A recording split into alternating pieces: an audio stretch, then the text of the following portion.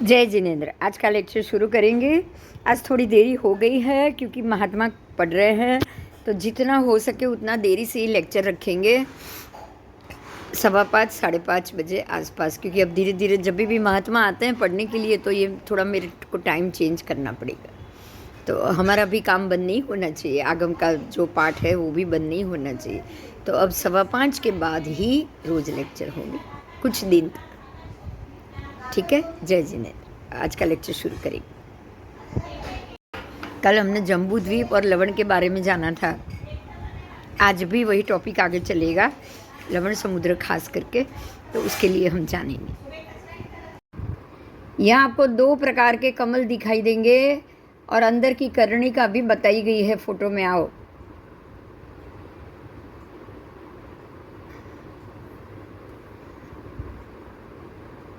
देखो, दिख रहा है? नहीं दिख रहा है। देखो, ये बिल्कुल ये कमल के अंदर की कर्णिका दिख रही है, पीले रंग की। हाँ। ये कमल की पत्ती है लेकिन बीच में ऐसी कर्णिका है। देखो इसका शेप, देखो जैसे एक जम्बू द्वीप जैसी, जैसे 1,00,000 योजन चौड़ा गोलाई में, और बराबर अंदर नीचे 1,000 जितना आपको मिलेगा एरिया। समझ में आ रहा है? बाहर का एरिया देखो यहाँ भी आपको दिखेगा। और ये एक दूसरी कर्णिका है, देखो यहाँ बिल्कुल आपको जम्बू की तरह 1,00,000 योजन ऊंचा कमल मिलेगा। देखो ये पूरा 1,00,000 यहाँ से 1,00,000 की गोलाई है बराबर। और आप नीचे डंठल देखो इसकी, बराबर 1,00,000 की 10,000 हो गई। और ये मेरू यहाँ से ऊपर धीरे धीरे धीरे धीरे चढ़ के छोटा हो रहा है। बोलो, है कि नहीं? ये जम्बू द्वीप जैसा आकार है ना? देखो ये क्लियर दिख रहा है। देखो 10,000 जमीन के अंदर और 1,00,000 ऊपर दिख रहा है ना? और ऊपर भी टोच, नीचे भी टोच हो रही है, ऊपर भी 1,000 योजन, नीचे भी बराबर 1,000 योजन, जमीन के नीचे भी 1,000 योजन ऊंडाई। और ये ऐसे गोलाई में देखो यहाँ से चौड़ा 1,00,000 योजन जो है कि नहीं? तो यहाँ पे ये चौड़ाई अरे सॉरी, ये चौड़ाई 10,000, नीचे 1,000 और ऊपर 1,000 हो रही है वापस यहाँ भी पूरी। तो ये कमल के बीच की कर्णिका है बराबर। देखो ये पूरा 1,00,000 योजन जम्बू, और यहाँ से लेके धीरे धीरे धीरे धीरे ऊपर चढ़ता चढ़ता चढ़ता चढ़ता ये पूरा ढाल 1,000 योजन ऊंचा हो जाएगा बराबर। ये एरिया है जम्बू के, यहाँ का एरिया 10,000 योजन चौड़ा। कितना? 10,000। ये 1,00,000 है तो ये 10,000, और धीरे धीरे ऊपर 1,00,000 की ऊंचाई जाएगी। जैसे कि 1,00,000 चौड़ाई है, ऐसे ही 1,00,000 ऊंचाई भी आएगी मेरू की बराबर। तो 1,00,000 ऊपर ऊंचा और नीचे खाली 1,000 ऊंडा। अब बोलो, आपका बिल्कुल आया कि नहीं उसकी तरह पिक्चर? इसकी तरह आकार आ गया ना उसका। इसीलिए इसको कमल की कर्णिका की तरह बोला गया है। कैसा? कमल की कर्णिका। देखो बाजू में आपके सामने ही दिख रही है सब की सब फोटो 6 के 6। तो ये जम्बू द्वीप है, बिल्कुल कमल की कर्णिका की तरह है, ऐसा ही गोल है, बाहर से 1,00,000 योजन, और ऊपर जाते जाते जाते मेरू पर्वत 1,00,000 ऊंचाई में ऊपर बिल्कुल 1,000 का हो जाएगा, 10,000 से 1,000 बराबर। और नीचे जमीन में भी 1,000 योजन ऊंडा। आओ, तो इसमें अंदर ये जम्बू है, तो जम्बू की वेदिका से आपको अंदर जाना है बराबर। अब वेदिका से अंदर जाओगे, देखो बराबर आ गए 4 मुख्य पाताल कलश, आधे जाते ही उसका मुख इधर है ना। हाँ, ड्राइंग में तो ऐसे दिखाएंगे, लेकिन 4 पाताल कलश, 95,000 छोड़ो आगे, 95,000 पीछे छोड़ो, तो बराबर मध्य में 4 पाताल कलश हो गए, ठीक है। हाँ,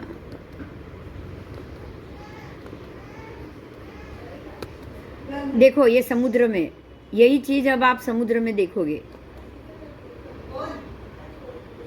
और ये कलर फोटो है ना तो अच्छा दिखेगा। इसके तो बहुत सारे फोटो है, आपके पास फोटो आते ही रहेंगे।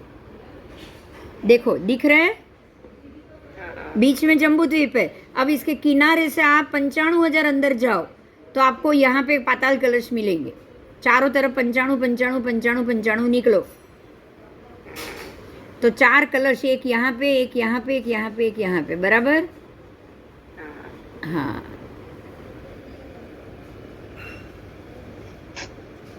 ये सफेद वाला राउंड है तो यहाँ से कोने से अंदर 42,000 अंदर जाना है। कितना? 42,000। यहाँ से यहाँ 42, यहाँ से यहाँ 42, यहाँ से यहाँ 42, यहाँ से यहाँ 42। ये कलश तो 1,00,000 योजन पे है, बराबर। 95,000 के बाद है, लेकिन आप कलश तक नहीं जाओगे, आप उसके आधे तक जाओगे, ठीक है। हाँ, हाँ, तो आधे तक जाओगे ना तो 4 पर्वत है। क्या है उसमें? 4 पर्वत है। यहाँ पे ये चारों देव के वास है, उनके महल है, उनका जो रहना है वो यहाँ पे है। 4 वेलंधर नागराज के 4 आवास पर्वत, इसको नाम दिया है वेलंधर। ये जो 4 देव है वो वेलंधर नागराज है। कौन है? वेलंदर काल, महाकाल, वेलम, प्रभंजन, ये 4 वेलंधर नागराज। वेलंधर नागराज का भी मतलब समझो, पानी की जो वेल उछलती है ना, पानी उछलता है तो वेल की तरह बाहर उछलता है, बराबर। उसको धारण करने वाले को वेलंधर बोला गया है। ये सारे नागराज, उनका चेहरा है ना बिल्कुल चम्मच कैसे होता है, कड़छा जैसा, कड़छा जैसा होता है। वो सारी वेलों को अपने वो ऊपर धारण करते हैं और ये वेलों को वो वापस लवण समुद्र में वापस फेंकते हैं। अगर ये ना फेंके तो जम्बू द्वीप में आना शुरू हो जाए, बराबर। लवण से पानी उछलेगा तो जम्बू में ही आएगा ना, किधर आएगा बोलो?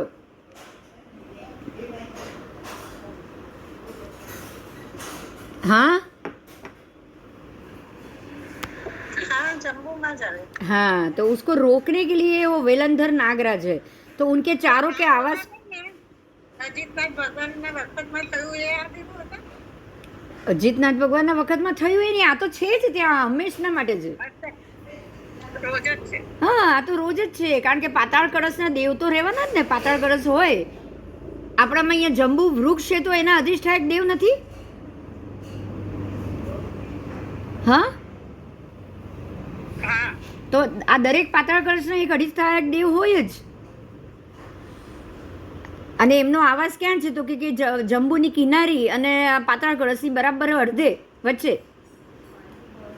જંબુની કિનારીથી પાતાળ કળશ છે 90,000 યોજન है, બરોબર। અને જંબુની કિનારીથી આ 4/4ના આવાસ પરત 42,000 યોજન છે। तो ये 4 आवास पर्वत के भी नाम है गोस्तूप पर्वत, उदकभास पर्वत, शंख पर्वत और दक्षिण पर्वत।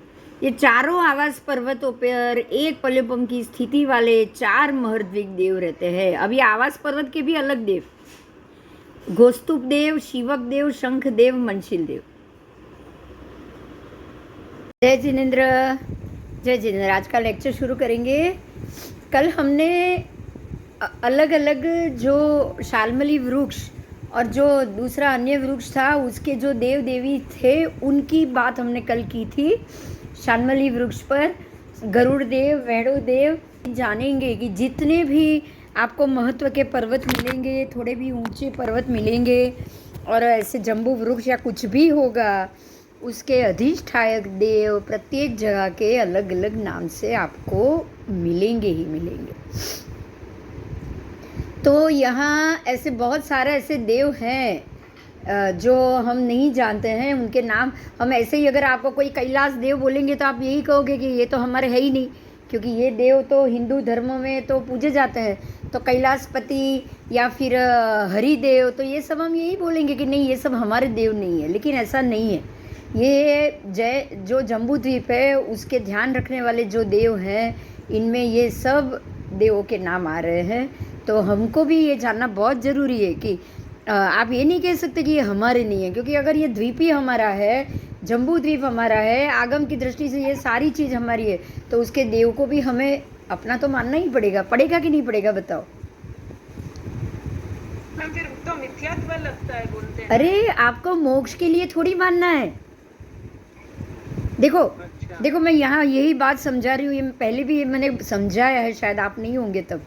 एक बात पे ध्यान दो, आप क्या मांग रहे हो ना, वो बहुत जरूरी है, बराबर? हाँ। देखो, ज्ञान दो प्रकार का है, मिथ्यात्व ज्ञान भी है, सम्यक ज्ञान भी है। दोनों प्रकार के ज्ञान की क्या जरूरत नहीं है क्या? ध्यान दीजिएगा, फिर से ध्यान दीजिएगा। हम अगर बच्चे को कैसे बड़ा करना है, खाना कैसे बनाना है, ये सब कैसे करना है, ये सारी चीज क्या ज्ञान मोक्ष लेके जाने वाली है आपको? नहीं। मकान कैसे बनाओगे, ऑफिस कैसे बनाओगे, बाग बगीचा का काम कैसे करोगे, बाग काम कैसे करोगे, फूल कैसे उगाओगे, सब्जी कैसे उगाओगे, सब्जी उगाना, खेती करना, ये सारी चीज आपको मोक्ष नहीं लेके जाने वाली, बराबर? पर क्या ये ज्ञान जरूरी नहीं है? हाँ। देखो ध्यान दो, ज्ञान दो प्रकार का है, एक संसार वर्धक, एक संसार छुड़ाने वाला। आपको क्या चाहिए वो बहुत जरूरी। हाँ। अगर आपको संसार छुड़ाने वाला चाहिए तो आप परमात्मा क्या का जो ज्ञान है, संसार छुड़ाने का जो ज्ञान है, उस पे फोकस करोगे। और अगर आपको ये संसार अच्छा लगता है, बार बार यहाँ आना अच्छा लगता है, जन्म मरण अच्छा लगता है, बच्चों से रिश्ता अच्छा लगता है, भाई बहन का प्रेम अच्छा लगता है, तो आप यही सोचोगे मुझे बार बार हर जन्म में यही भाई बहन मिले, हर जन्म में मुझे यही बच्चे मिले, हर जन्म में मुझे यही माँ बाप मिले, ऐसे ही माँ बाप मिले। तो ये तो संसार बढ़ाने का ज्ञान हुआ कि नहीं? हाँ। अब आप समझो कि जब तक आप संसार में भटक रहे हो, क्या संसार बढ़ाने का ज्ञान क्या गलत है? अगर ये नहीं होता तो क्या आप जी पाते संसार में? नहीं है। अब ध्यान दीजिए, फिर से एक बात पे ध्यान दीजिए। देखो, संसार भी यही का यही खड़ा रहने वाला है और मोक्ष मार्ग भी हमेशा के लिए रहने वाला है, बराबर? तो दोनों ज्ञान दोनों के तरीके से सही है कि नहीं है, ये बताओ। दोनों सही तो है। दोनों सही है। अगर आप अपने बच्चों की सुखाकारी मांग रहे हो, उसके लिए वो राधड़ छठ का व्रत करोगे, तो बच्चों के सुख के लिए मांगोगे तो सही है। अच्छा। लेकिन जाके वो माता जी को बोलोगे आप मुझे मोक्ष दे दो, तो पॉसिबल है? बोलो, वो मोक्ष गए हुए क्या? महात्मा ऐसे क्यों बोलते हैं कि वो नहीं मानना चाहिए, मिथ्यात्व लगता है अपने को? अब महात्मा तो मोक्ष दीक्षा ले चुके हैं, उनको तो संसार बढ़ाना ही नहीं है ना। लेकिन वो अपने को भी तो उपदेश देते ही है ना कि नहीं करने का। ये उपदेश उसी के लिए है जिनके 2-4 भव बाकी है, बस। अच्छा। अब जो मोक्ष जाना चाहता है, जो सम्यक दृष्टि है, उसके लिए 100%। हाँ। सम्यक दर्शन तब भी आएगा जब आप ये दोनों को फर्क करोगे। सम्यक का मतलब क्या? सच्चा ज्ञान। हाँ। जब आप सच्चा ज्ञान लोगे, कि जब आप ये सच्ची बात को, सच बात को मान लोगे कि ये कैलाशपति देव हो या फिर ये चामुंडा माता हो, ये हमको सुख दे सकते ये जन्म का, लेकिन मोक्ष का सुख नहीं देने वाले, क्योंकि ये खुद ही मोक्ष गए हुए नहीं है। अब जब उनका ही छुटका नहीं हुआ है तो आपको कहाँ से मोक्ष दे देंगे बताओ? बराबर। उनकी भव परंपरा बाकी, तो मांगना भी उसी से चाहिए जो उसके पास हो। आप सिद्ध परमात्मा के पास मोक्ष मांगोगे, मिलेगा। अब अरियन परमात्मा के पास मोक्ष का रास्ता मांगोगे, मिलेगा। आप केवल ज्ञानी के पास मांगोगे तो जरूर मिलेगा, बराबर ना? हाँ, बराबर। बराबर। तो यहाँ पे यही बात आती है कि ये सारे देव देवी, जो अगर आपको कोई चीज़ चाहिए, तबीयत की सुखाकारी चाहिए, या आपको बच्चों की सुखाकारी चाहिए, तो और ये संसार में सुख चाहिए, दुख नहीं चाहिए, तो आप उनसे मांगो, वो आपको जरूर देंगे। आप उनकी पूजा कर रहे हो, जो उनके पास है वो तो आपको देंगे कि नहीं बताओ? आप जिनकी पूजा अपने तीर्थंकर के पास में ऐसे मांगते हैं तो भी होता है ना? तीर्थंकर के पास मांगने से नहीं होगा, क्योंकि तो नहीं मिलता है कुछ भी। नहीं, मांगने से नहीं, ऐसे भी आपको उनके जैसा बनना पड़ेगा तो मिलेगा। आप वो जैसे वैरागी बने, जो संसार छोड़ने वाले बने, संसार की अपेक्षा उन्होंने छोड़ी, ऐसा बनोगे तो आपको मिल जाएगा। अगर आप ऐसा बनोगे ही नहीं तो आपको क्या मिलने वाला है, सोचो। हाँ बराबर है। आपको ऐसा बनना पड़ेगा ना उसके लिए तो।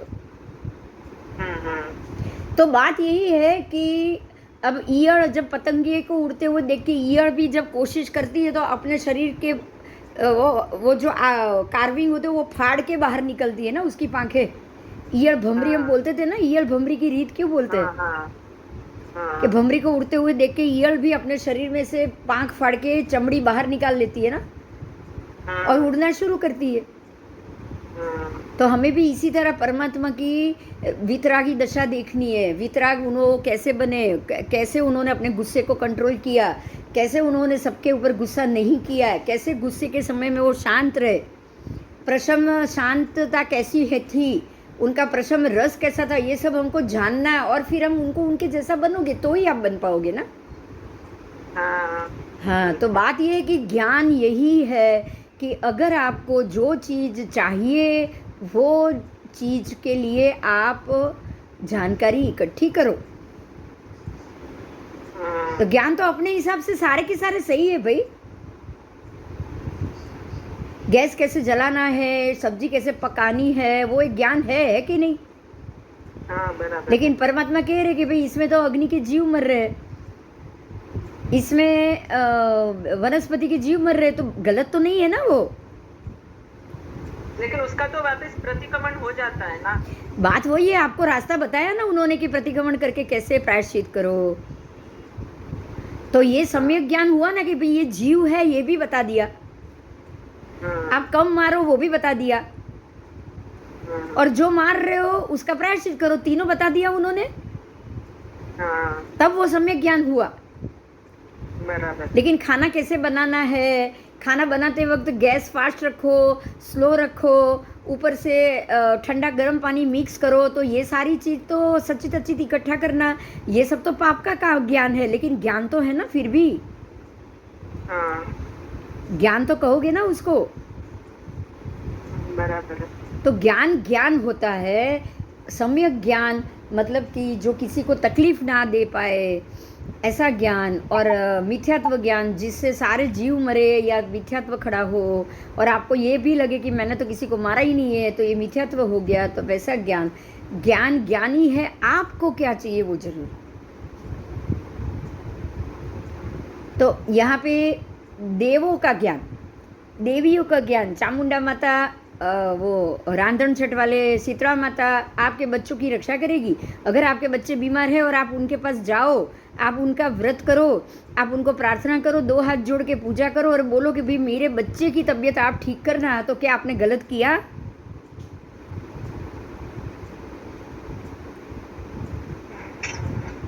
बोलो।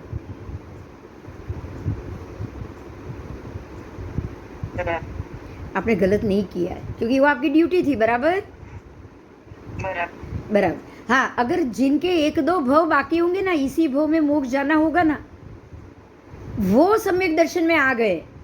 अगर आप सम्यक दर्शन में आ जाओ तो आप यही सोचोगे कि भाई सबकी अपनी अपनी आयु है, सबकी अपनी अपनी कर्म है, वो अपना कर्म भुगत रहा है। अगर आपको सम्यक ज्ञान है तो आप नहीं जाओगे वो माता के पास। बात मेरी समझ में आ गई? हाँ, मगर आपका अभी भव बाकी है, संसार बाकी है, तो आप जरूर जाओगे, क्योंकि आपके मन में ये मक्कमता नहीं आई। मतलब पर वो गलत है, वो तो नहीं मानोगे ना, उसको उसके ढंग से सही मानोगे कि नहीं? क्या केवल ज्ञानी भगवानों ने ये कहा कि ये संसार बिल्कुल भूंडा है, उसमें तो आना ही नहीं चाहिए? वो तो बोलते ही है ना मैम, लेकिन संसार असार है। संसार असार है बोल रहे हैं, ये खराब, यहाँ जन्म ही नहीं लेना चाहिए, ऐसा तो बोलेंगे नहीं, खुद ही तो वहीं पे जन्म लेकर आए। वो जो जगह से जन्म लेकर बाहर निकले हैं वो भोग नहीं होता तो क्या उनका जन्म हो पाता? आप ये सोचो, चलो उनके माता पिता ने संसार का सुख भोगा नहीं होता तो क्या उनका जन्म हो पाता? बराबर है। तो ये गलत तो नहीं है ना, मैं ये कह रही हूँ संसार की दृष्टि से। हाँ, संसार भोगने वाले के लिए तो ये गलत है ही नहीं भाई। भगवान ये नहीं कहेंगे कि ये सारा काम गलत है। नहीं तो फिर जिनको मोक्ष जाना है वो जन्म ही नहीं ले पाएंगे, मनुष्य जन्म कैसे ले पाएंगे बताओ। बराबर। फिर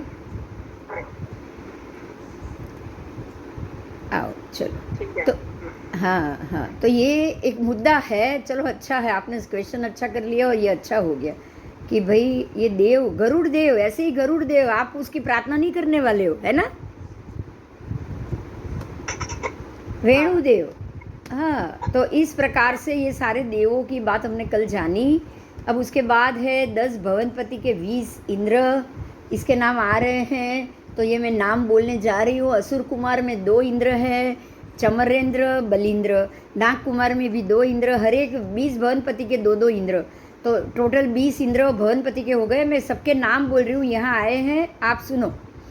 फिर नाग कुमार के 2 इंद्र, धर्णेंद्र, भूतानेंद्र। सुवर्ण कुमार के 2 इंद्र, वेणुदेवेंद्र, वेणुदेव दालिंद्र।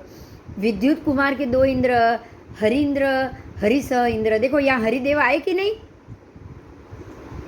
हरिदेव मतलब ये इनके है ना, ये विष्णुदेव। कृष्णा। हाँ, विष्णु। हाँ। अग्नि कुमार के 2 इंद्र, अग्निशिखेंद्र और अग्नि मानवेंद्र। द्वीप कुमार के 2 इंद्र, पूर्णेंद्र और विशिष्टेंद्र। उदधी कुमार के 2 इंद्र, जलकांतेंद्र, जलप्रभेंद्र। दिक कुमारेंद्र भी 2 है, अमित गतीन्द्र, अमित वाहनेंद्र। वायु कुमार भी 2 है, वेलंबनेंद्र, प्रभजनेंद्र। स्तनित कुमार के भी 2 है, घोषेंद्र, महाघोषेंद्र। बराबर। तो ऐसे 20 भवनपति के 10 भवनपति के 20 इंद्र हो गए। अब 16 व्यंतर के 32 इंद्र। जो 16 व्यंतर है, तो 16 व्यंतर में पिशाच है एक, तो पिशाच इंद्र 2 है, काल और महाकाल। भूतेंद्र 2 है, सुरूप प्रतिरूप। यक्षेंद्र 2 है, पूर्णभद्र, मणिभद्र। देखो मणिभद्र यक्ष है कि नहीं, वो यक्षेंद्र है। आप उसकी पूजा करते हो कि नहीं करते हो। तो ये तो यक्षेंद्र हुए, और ये भी हुए कौन, व्यंतर जाति के देव। बराबर है। हाँ, तो ऐसा तो हम नहीं कहेंगे ना कि इसमें भी कोई सम्यक दृष्टि नहीं होगा। हाँ, आओ।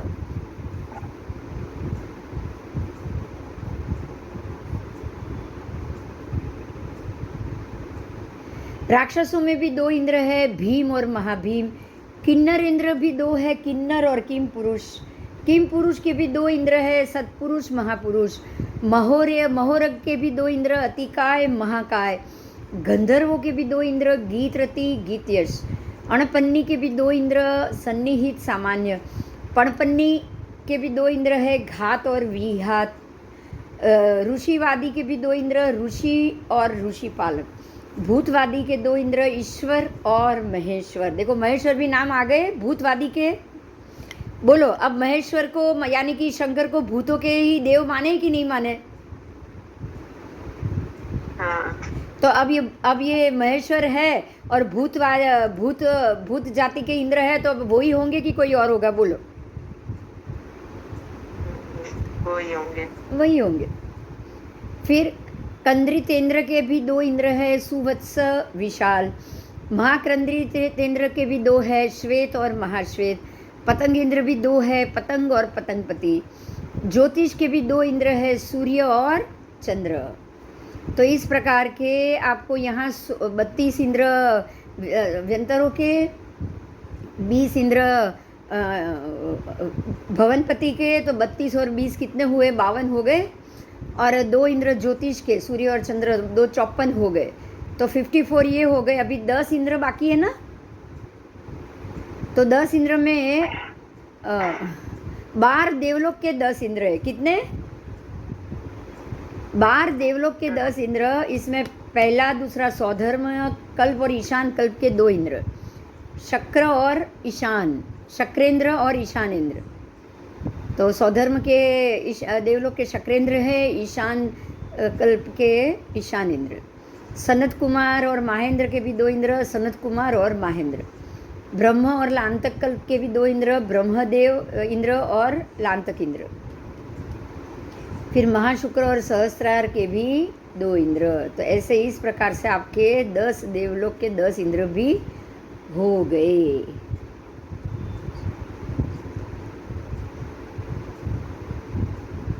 क्योंकि इसके बाद 4 देवलोक है, अच्युतेंद्र और आरतेंद्र। उसके प्राणत आरत प्राणत तो 2-2 के एक है, इसलिए वहाँ पे अलग से इंद्र नहीं होते। चलो आओ आगे जाएंगे।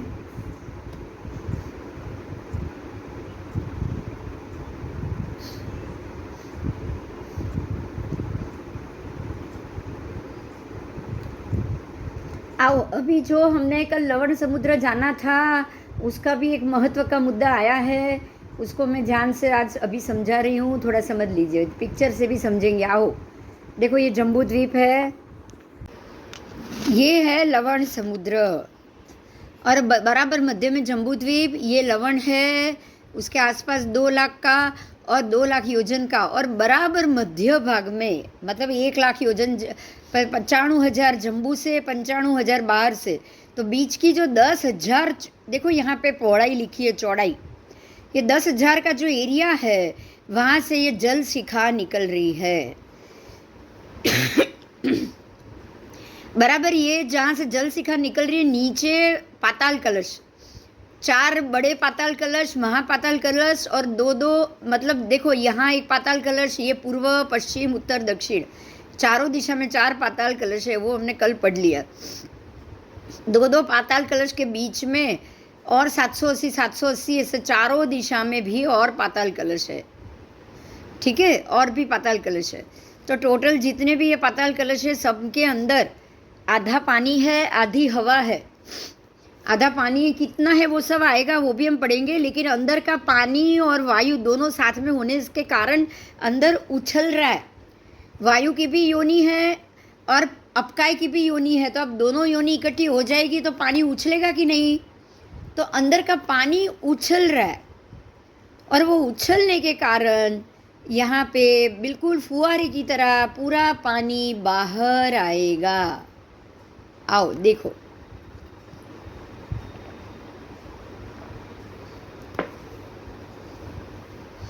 तो नीचे 1 लाख उंडे बड़े पाताल कलश, 1 लाख उंडे, तो जो नीचे 1 लाख उंडे पाताल कलश है, उसमें से जैसे ये पानी वायु बाहर उछल रहा है, तो ये ऊपर की तरफ उछल रहा है।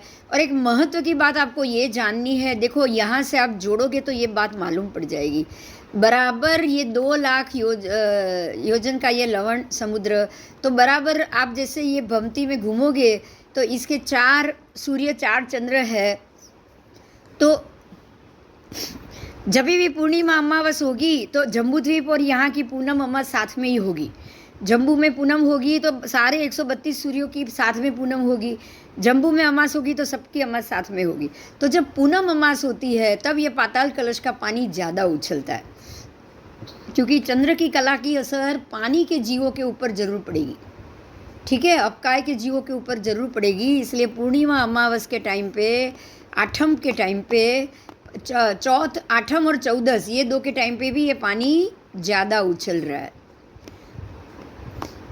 आओ, 95,000 उसकी ऊंडाई कितनी है, तो ये पाठ है, इसको पाठ को हम पहले पढ़ेंगे, फिर मैं ये पिक्चर में आपको बताऊंगी। आओ, 95 रत्नी रूप प्रमाण जाने से 1 रत्नी उद्वेद, उद्वेद यानी कि जमीन के नीचे की ऊंडाई, समझ में आया? 95 रत्नी जाओगे तो 1 रत्नी उद्वेद, तो 95,000 जाने से 1,000 ऊंडाई आएगी। तो ये लवण समुद्र, समझ में नहीं आया। ये लवण समुद्र की बात की, अगर आप कोई भी मेजरमेंट लो, 95 इंच के बाद 1 ऊंडाई आएगी। आप 95 इंच का कपड़ा लोगे तो एक इंच कपड़ा आपको उसमें से, हाँ वो समझ में आ गया, हाँ करना है। तो 95 के सामने 1 आया तो 950 के सामने 10 इंच आएगा, हाँ तो 9,500 के सामने 100 इंच आएगा, 1 मिंडा बढ़ेगा ना। हाँ, तो 95,000 के सामने कितना आएगा? 1,000 आएगा। 1,000 आ गया। तो हाँ। 95,000 अगर आपका लवण ऊंडा है तो लवण समुद्र की नीचे की ऊंडाई 1,000 आ गई।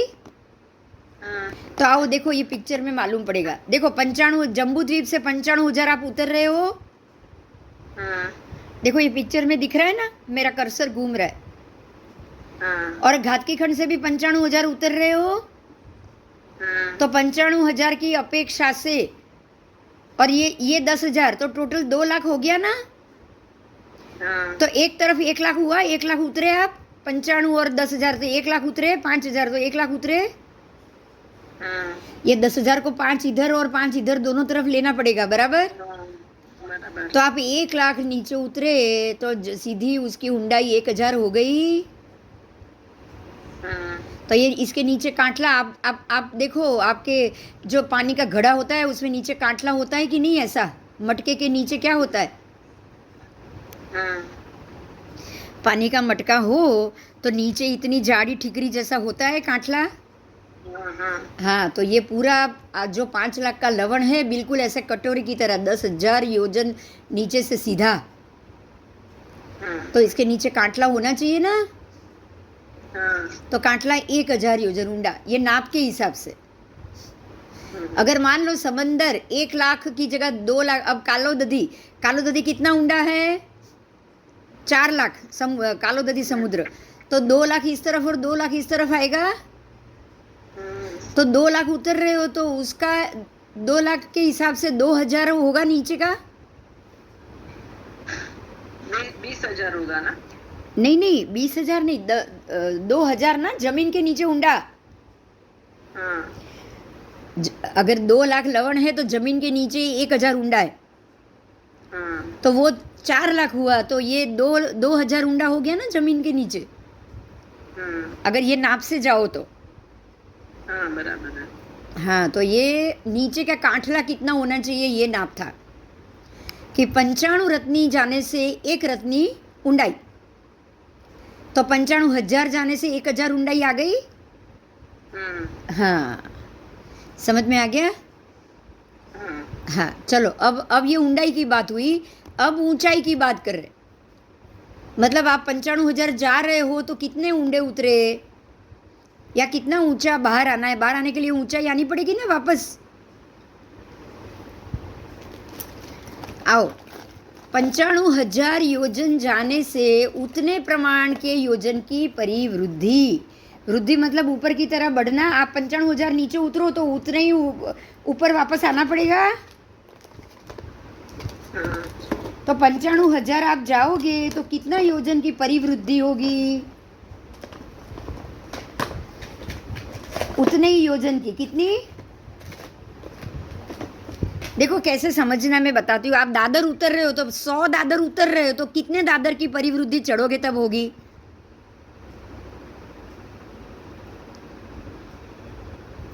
सौ उतर रहे हो तो वापस 100 ही चढ़ना पड़ेगा ना। तो 95,000 उतरोगे तो वृद्धि मतलब कि ऊपर वापस ऊंचाई कितनी हो गई, 95,000 ही हो गई। तो समुद्र 95,000 ऊंचा है ना जमीन से। हाँ, तो ये दूसरा नियम। अब तीसरा, हे भगवान, लवण समुद्र उच्छेद की परिवृद्धि की अपेक्षा से कितना है। उच्छेद मतलब लेवल से ऊंचाई। लेवल कहाँ आ गया आपका, ये 95,000 से आप ऊपर आए तो ये लेवल हुआ। देखो 1,000 तो नीचे का है, बराबर, ये 1,000 नीचे का है। अब आप ऊपर चढ़े 95 और यहाँ चढ़े 95 तो ये लेवल आया ना।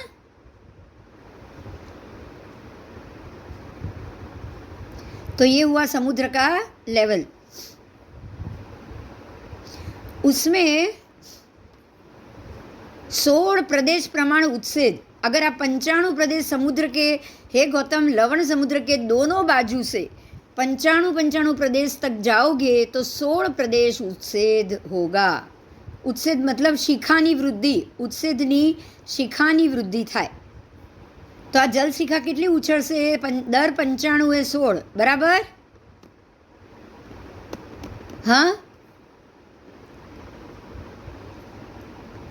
જો તમારો દરિયો, જો લવણની ઊંડાઈ 95 હોય તો 16 ઉછળે, તો 95,000 એ 16,000 થઈ ગયું। તો 95,000 લવણ ઊંડો છે નીચે જમીનમાં, તો 16,000 શિખા ઉછળશે, બરાબર, કન્ફર્મ। હા, આવો।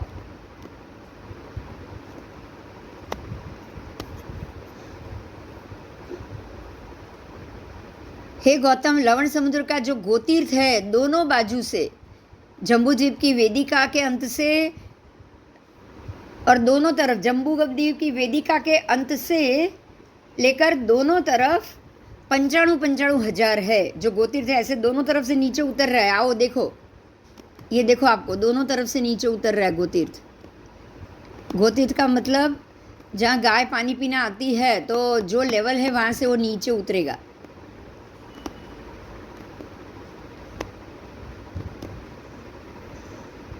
देखो ये गोतीर्थ है ना, यहाँ से नीचे उतर रहा है, बराबर। तो गाय का जो हवाड़ा होता है ना, बिल्कुल ऐसा होता है, इसलिए उसको गोतीर्थ बोला गया है, बराबर।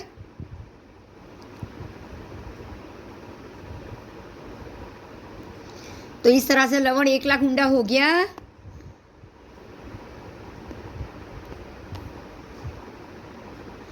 इस तरह से लवण समुद्र 1,00,000 योजन ऊंडा हो गया। आओ,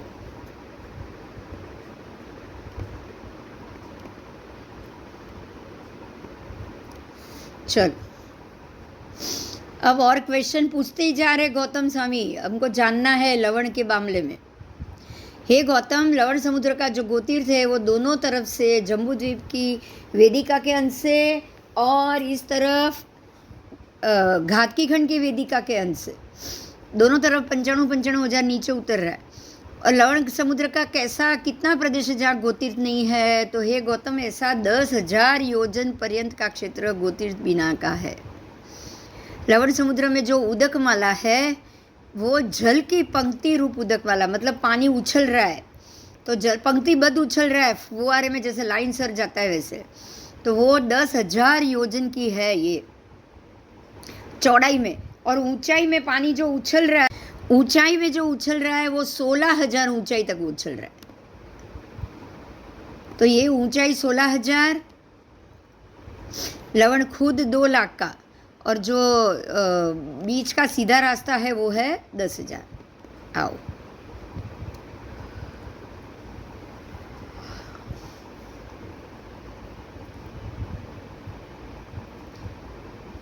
लवण का ऐसा कितना प्रदेश है जहाँ गोतीर्थ नहीं है? तो जो अंदर का जो 10,000 योजन सीधा है वो ही बिना गोतीर्थ का है। लवण समुद्र का संस्थान गोतीर्थ जैसा है। नावड़ू नाव जैसी होती है वैसी, अश्व स्कंद जैसा उसका संस्थान होता है, घोड़े की गर्दन की तरह।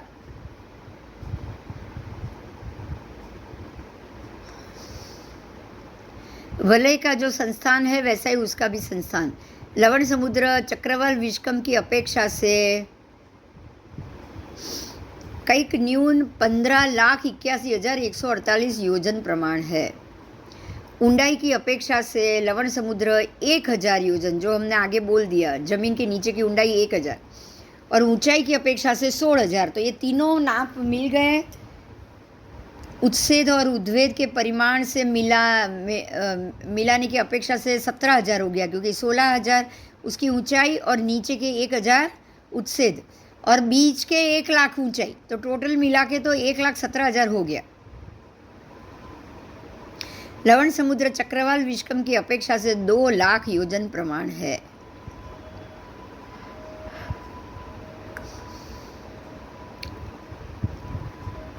और उसकी परिधि वो तो मैंने बोल दिया पहले ही आपको।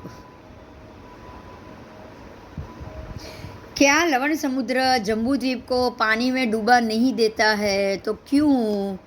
तो परमात्मा ने उसका जवाब दिया है, हे गौतम, ये जम्बूद्वीप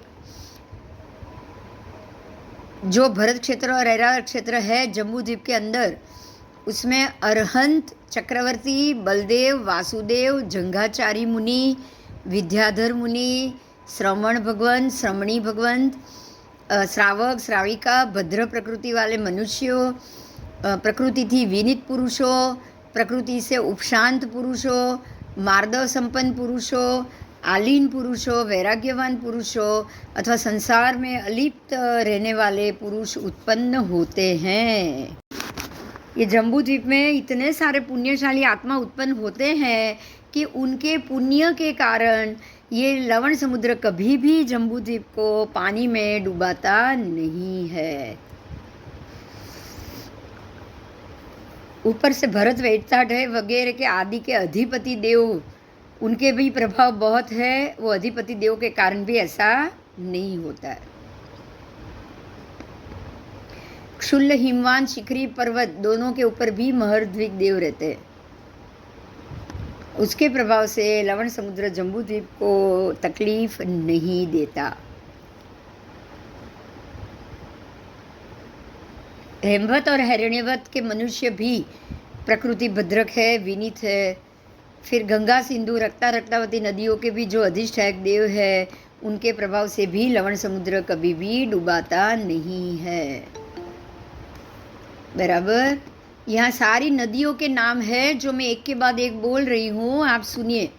सारी नदियाँ, सिंधु, गंगा, सिंधु, रक्तावती, सुवर्णकुला, रूप्यकुला, रोहितांशा नदी, ये सारी जो नदियाँ हैं वो जम्बू द्वीप के अंदर रही नदियाँ हैं। और उसी के सारे जो महर्द्विक देव देवी है सबके, उनके कारण से लवण समुद्र जम्बू द्वीप को कभी भी डुबोएगा नहीं। फिर शब्दापाती, विकटापाती, ये दोनों वृत्त वेताड़ पर्वत है, उसके भी महर्द्विक देव होते हैं। उसके बाद महाहिमवान और रूप्य पर्वत, उनके ऊपर भी देव रहते हैं। हरिवंश और रम्य क्षेत्र, युगली क्षेत्र के मनुष्य भी बिल्कुल प्रकृति भद्रक और विनीत होते हैं, तो उनके प्रभाव से भी। तथा गंधापाती, माल्यवन जो वृत्त वेताड़ पर्वत है, उसके ऊपर भी वाण व्यंतर देव रहते हैं। वाण व्यंतर देव तो गंधापाती, माल्यवन पर्वत के ऊपर ही रहते हैं, तो उनके प्रभाव से भी ये लवण समुद्र जम्बू द्वीप को पीड़ा नहीं देता। सीता, सितोदा आदि महानदियाँ, उसके अंदर देवियाँ रहती है और देवी उनकी अधिष्ठायक है। देवकुरु, उत्तर कुरु में जो प्रकृति भद्र मनुष्य है, मंदर पर्वत पर जो देव है, सुदर्शना पर नाम वाले जम्बू वृक्ष पे जो महर्द्विक जो देव हैं, तथा जम्बू द्वीप के अधिपति अनाद्रत नाम के देव, और उनके प्रभाव से लवण समुद्र जम्बू द्वीप को कभी भी उत्पीड़ित नहीं करता, जलमग्न भी नहीं करता, पानी में डुबाता नहीं, लेकिन लवण अपनी मर्यादा में ही रहता है, कभी मर्यादा नहीं छोड़ेगा। ये लोक की ही ऐसी स्थिति है कि जिसके कारण उसमें कोई भी अपनी मर्यादा नहीं छोड़ता है। ये समग्र लोक मर्यादा के साथ ही रह रहा है। सूर्य, चंद्र, ग्रह, नक्षत्र सारे मर्यादा में घूम रहे हैं, क्योंकि इनके सबके अधिष्ठायक देव हैं और वो सब देव अपनी अपने कर्तव्य में बिल्कुल कर्तव्यनिष्ठ होते। अब देखो यहाँ पे ध्यान दो, एक बहुत बड़ी बात आई। आप देखो, ये संसार है, संसार को चलाने वाले देव है। ये हमेशा, ये स्थान कभी खाली नहीं होता, मतलब ये देव का स्थान कभी भी खाली नहीं होगा। ये नदियों की देवियों का स्थान कभी भी खाली नहीं होगा।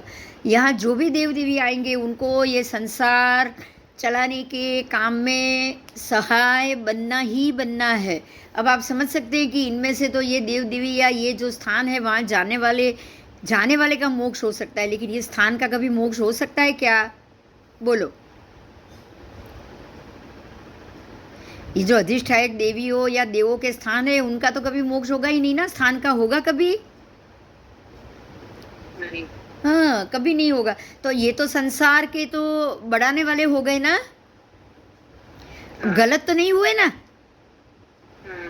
अपने कर्तव्य में तो वो बिल्कुल दृढ़ है। आप ये तो नहीं कह सकते कि ये गलत है, ये झूठे हैं, ये मोक्ष नहीं जाएंगे इसलिए पापी, आप ऐसा तो नहीं कहोगे। वो अपने पाप को वो भोगेंगे, पुण्य को भी वो ही भोगेंगे। पाप और पुण्य दोनों मिलने वाले, जो भी संसार में रहेंगे उनको ये दोनों मिलने वाला है और दोनों को बराबर वो भोगेंगे। मगर मोक्ष नहीं जा रहे हैं या उनको पसंद नहीं है इसलिए वो नहीं मांग रहे, मतलब ये तो नहीं कि इनका ज्ञान गलत है। बराबर, मोक्ष जाने वाले की अपेक्षा से गलत हो सकता है, लेकिन संसार की अपेक्षा से तो वही सही है कि नहीं? बोलो। ये डिसिप्लिन तो उनको रखना ही पड़ेगा। इनका भी तो आयुष्य खत्म ही होता होगा ना। हाँ, एक पलयुगम फिक्स है उनका आयु। दूसरे आते हैं। बस उनके स्थान पे दूसरे देव चवित हो जाएंगे। आपने संसार में रह के ज़्यादा पुण्य बांधा होगा उतने जैसा, तो आप वहाँ जा सकते हो। और आप अपनी आयु चवित हो गई। आप ये शंकर तो खाली नाम है, शंकर ब्रह्मा विष्णु महेश सब, वहाँ पे तो देव आते हैं जो आयु अभी जो है वो एक पलिपम के बाद वो मिलेंगे भी नहीं, बराबर। हाँ, एक पलिपम के बाद तो वहाँ पे कोई और ही जन्म लेगा। चलो, तो जैसे आपने जम्बू से लवण को देखा, अब ऐसे घातकी से भी लवण को देखेंगे ना। બદલાઈ જાય ને हाँ નામ પણ બદલાઈ જાય કે નામ એ नहीं, नाम तो है ना एज रे, नाम क्या रे नो बदलाए, नाम कभी भी नहीं चेंज होगा। जो देखो जम्बू द्वीप का नाम जम्बू द्वीप ही रहने वाला है। और जम्बू देव जो है अनारद्र देव, वो उनका नाम वो ही रहने वाला है। अब जैसे गंगा नदी वो ही नाम रहने वाला है, तो गंगा देवी भी तो वही रहेगा ना। અનાદિ हाँ, सिंधु नदी तो सिंधु देवी भी तो है ना।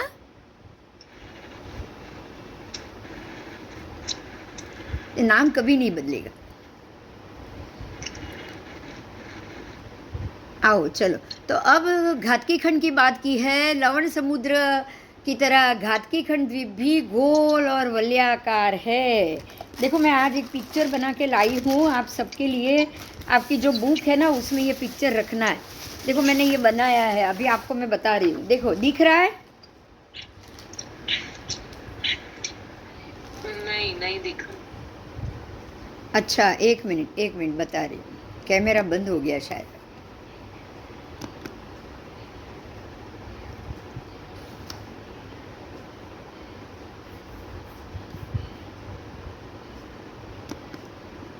अभी क्यों नहीं दिख रहा है? ऐसे तो कैमरा तो खुला है।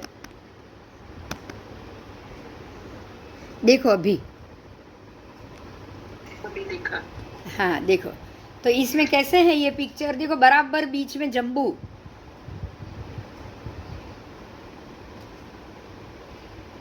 और उसके बाद है ये लवण, और उसके बाद ये घातकी खंड पूर्व और ये पश्चिम घातकी खंड। बोलो आया कि नहीं? सफेद वाला। उसके बाद वापस कालो दधी। अब इसको मैं पेंट करूंगी, ड्राइंग करूंगी। और ये हुआ पूर्व घातकी और पश्चिम घातकी। बोलो हुआ कि नहीं? हाँ, सब एक लाइन में हो गए।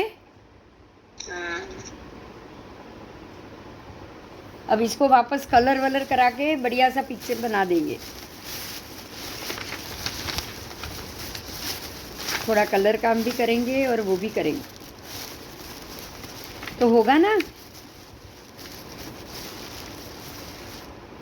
देखो हुआ ना। हाँ, ये एक तरफ का, ये जम्बू, ये पूर्व घात की, ये पश्चिम घात की हो गया। हाँ, और इसको ऐसे ही उल्टा करो तो ये भी जम्बू, ये पश्चिम घात की, ये पश्चिम पुष्कर हो गया ना। हाँ, हाँ, तो इस प्रकार से अब लवण के बाद जैसे ये जम्बू है उसके आसपास लवण है, तो लवण को तो दो खंड मिले ना। इस तरफ जम्बू मिला तो इस तरफ घातकी मिला। ऐसे ही यहाँ के लवण के भी एक तरफ जम्बू है तो दूसरी तरफ घातकी है। हाँ, है तो लवण समुद्र घातकी खंड के द्वीप को भी स्पर्श करेगा, उसके किनारे को भी, और जम्बू द्वीप के किनारे को भी स्पर्श करेगा। बराबर। हाँ, तो अब यहाँ घातकी खंड की बात की है। वो घातकी खंड द्वीप विषकंभ की अपेक्षा से 4 लाख योजन, विषकंभ यानी कि उसकी चौड़ाई,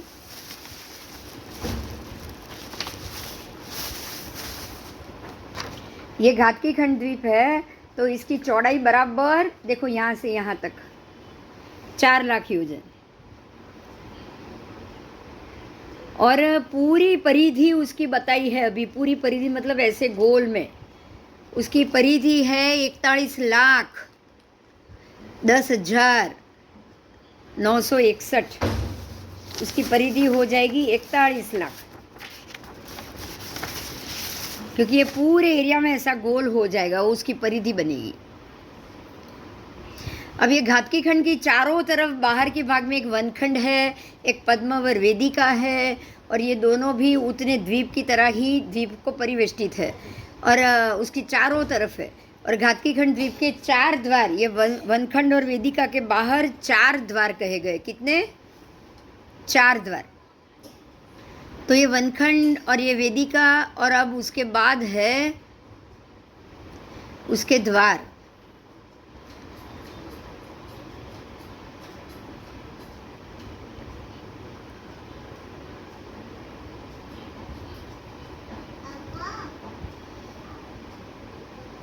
विजय द्वार, वैजयंत द्वार, जयंत द्वार और अपराजित द्वार। तो घातकी खंड के पूर्व दिशा के अंत में कालोद समुद्र का जो पूर्वार्ध है, घातकी खंड के पूर्व दिशा के अंत में कालोद का जो पूर्वार्ध, उसकी पश्चिम दिशा में सीता महानदी के ऊपर घातकी खंड का विजय नाम का द्वार। ठीक है, तो सीता महानदी के ऊपर विजय द्वार, और जैसे जम्बू में विजय द्वार है वैसा ही ये द्वार समझना है। और बाकी के भी पूर्व, पश्चिम और बाकी के तीनों दिशा में भी अलग अलग द्वार उसके आपको समझ लेना है। अब यहाँ महत्व का मुद्दा फिर से एक आया है, घातकी खंड द्वीप का समग्र वर्णन जम्बू द्वीप की तरह जानना है। जिस तरह से जम्बू द्वीप में जो प्रकार से 6 वर्षधर पर्वत और 7 पर्वत और 6 पर्वत और 7 क्षेत्र बताए, बिल्कुल वैसे ही यहाँ भी पर्वत और क्षेत्र जानने, और जम्बू द्वीप की तरह ही जो एरिया है उससे यहाँ पे दुगुना भी मान लेना है, बराबर। तो घातकी खंड का समग्र वर्णन जम्बू द्वीप की तरह ही जानना है। और ये जो पाठ मिला है वो आगम का नाम मैं बोल रही हूँ, जीवा जीवा विगम सूत्र, द्वीप समुद्र सूत्र 224, उसमें से द्वीप समुद्र विभाग में से आपने ये जाना है, 224वीं गाथा।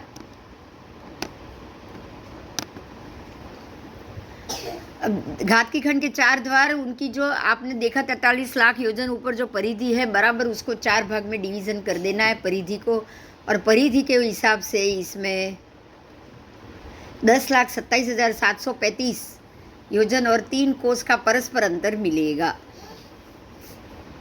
आओ, कालोद समुद्र के प्रदेश घातकी खंड द्वीप के प्रदेशों को स्पर्शित है।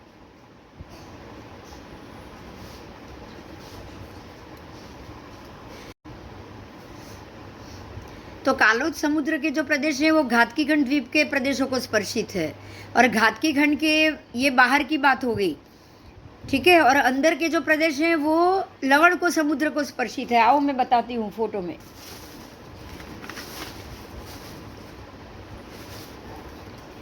देखिए ये जम्बू है, ये घातकी खंड है। तो घातकी खंड के प्रदेश दो तरफ, आगे लवण मिलेगा, पीछे कालोदधी मिलेगा, बराबर। तो ये इसके प्रदेश आगे इससे मिले हैं, लवण से मिले हैं, और पीछे में कालोद से मिले हुए स्पर्शित है। उसके दोनों तरफ आपको अलग अलग समुद्र मिलेंगे।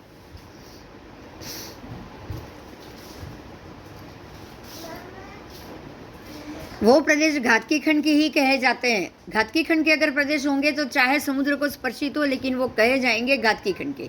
ऐसे ही कालोद के जो प्रदेश है वो घातकी खंड को स्पर्शित है, लेकिन कहे जाएंगे कालोद समुद्र के ही। घातकी खंड द्वीप के वो नहीं कहे जाएंगे, क्योंकि जो जीव घातकी खंड में मरा हुआ हो वो घातकी खंड समुद्र के अंदर ही जन्म लेगा। इसके लिए घातकी खंड में जन्मा हुआ जीव कालोद में नहीं मर सकता, कालोद में जन्मा हुआ जीव घातकी खंड में नहीं मर सकता। ठीक है, તો એ જઈ શકે બીજા ખંડમાં? હા જાય ખરા, પણ પાછા આવી જાય, મરતા પહેલા પાછા આવી જાય। અચ્છા, હા જાય ખરા, પણ ત્યાં મરે નહીં, એ મરતા પહેલા દેવ આવીને મૂકી જ જાય કોઈ ને કોઈ। અચ્છા, હા, કારણ કે જે જે જે વ્યક્તિ જે ખંડમાં જીવ્યો છે, જન્મ લીધો છે, એને એ ખંડમાં જ મરવાનું છે।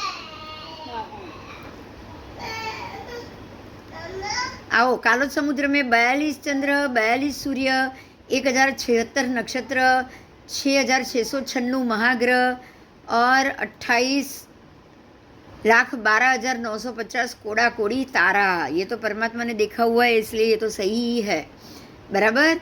और कालोदधी समुद्र को चारों तरफ से घेर के पुष्करवर द्वीप खड़ा है। आओ देखो, अब आपको यहाँ इमेजिन करना है कि ये पूरा कालोदधी समुद्र है। ये जो काला एरिया है ना, ये जो काला एरिया है ना, ये पूरा कालोदधी। मैं इसका पिक्चर बनाऊंगी बड़ा, पूरा ऐसे गोलाई में, तो आपको मालूम पड़ेगा कि ये पूरा जो 45 लाख योजन है ना, वो कैसे, इसके ऊपर थोड़ा काम करेंगे,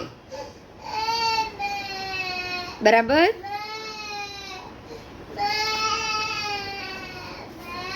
आओ चलो,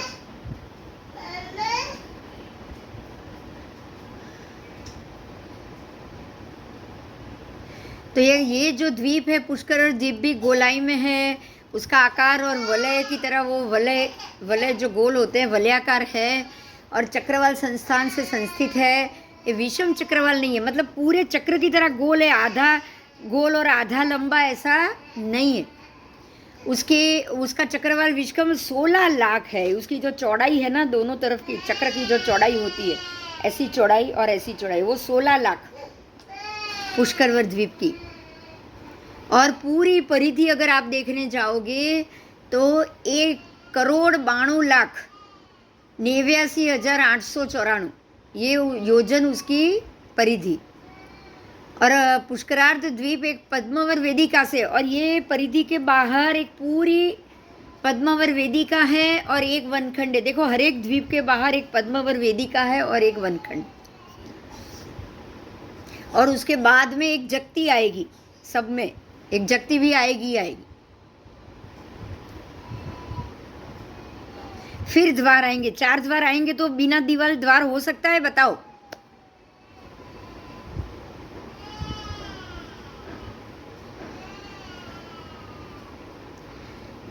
चलो, तो इसका वर्णन जम्बूद्वीप के तरह ही समझना है। तो आपको जम्बूद्वीप की तरह ही यहाँ पे जगती भी समझना है और वनखंड भी समझना है और 4 द्वार भी समझना है, विजय द्वार, वैजयंत द्वार, जयंत द्वार और पराजित द्वार। और यहाँ एक द्वार से दूसरे द्वार के परस्पर अंतर है 48,22,469। इसका नाम पुष्करवर द्वीप क्यों पड़ा है? क्योंकि यहाँ पे अनेक पद्म वृक्ष, पद्म वन खंड हमेशा कुसुमित, पल्लवित और स्तबकित तथा फलों के भार से नमे हुए रहते हैं, इसलिए पुष्करवर नाम है। पुष्कर, यहाँ पुष्कर वर का मतलब बहुत अलग अलग प्रकार के वर, तो अलग अलग प्रकार के लॉट ऑफ पद्म कमल का पुष्प है। यहाँ कमल के पुष्प सबसे ज़्यादा है और इसीलिए यहाँ पे पद्मदेव और महापद्मदेव, पुंडरीक, पद्म देव और पुंडरीक देव, ऐसे 2 देव हैं। और 2 वृक्ष है, जो यहाँ पे जो वृक्ष है उसका नाम है पद्म वृक्ष और महापद्म वृक्ष। ठीक है, यहाँ पे 2 वृक्ष है, जैसे हमारे में जम्बू वृक्ष है, पुष्करवर द्वीप में पद्म वृक्ष है। तो यहाँ पे दो है ना, एक पुष्कर यहाँ पे है, अर्ध पूर्व पुष्कर और एक पश्चिम पुष्कर, तो यहाँ 2 वृक्ष मिलेंगे। देखो, आपको यही चीज़ 2 घातकी खंड में भी मिली, पर जम्बू में एक ही है, जम्बू में एक ही है, तो जम्बू का एक ही आएगा वृक्ष, जम्बू वृक्ष।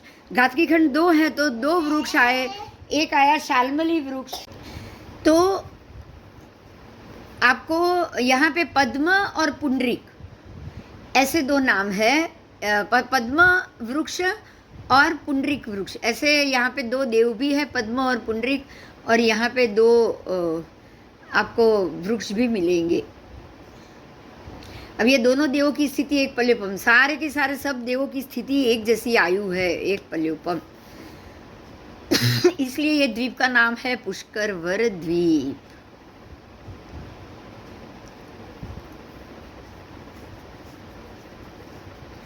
आओ,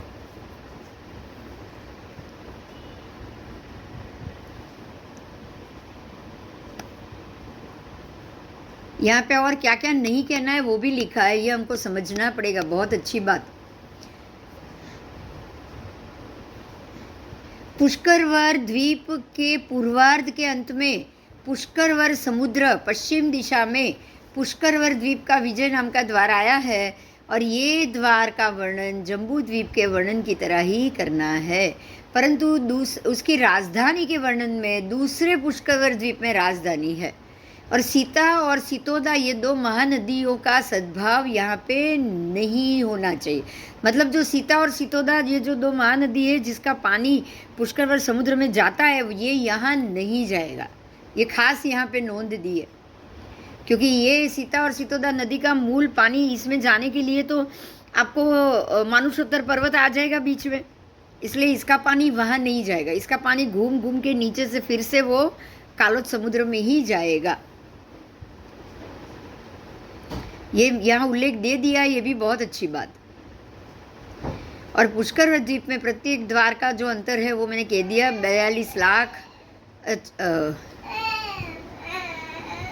22,469 योजन। अब आगे जाएंगे। इसका नाम पुष्कर द्वीप क्यों पड़ा, तो यहाँ पे पद्म वृक्ष और पुंडरीक वृक्ष की बहुलता होने के कारण, पद्म और महापद्म ऐसे दो वन है और पुंडरीक देव और पद्मदेव ऐसे दो देव हैं। आओ, इसमें चंद्र सूर्य कितने हैं, तो 144 सूर्य 144 चंद्र, लेकिन अर्ध पुष्कर जब करोगे मानुषोत्तर के आधे कर दोगे तो 72 चंद्र 72 सूर्य चर है घूमने वाले, और 72 सूर्य 72 चंद्र स्थिर है जो मनुष्य क्षेत्र के बाहर है। શું થયું? બીકી ખાવું છે? બીકી ખાવું છે બાબુને? બીકી ખાવું છે? બોલો। हाँ हाँ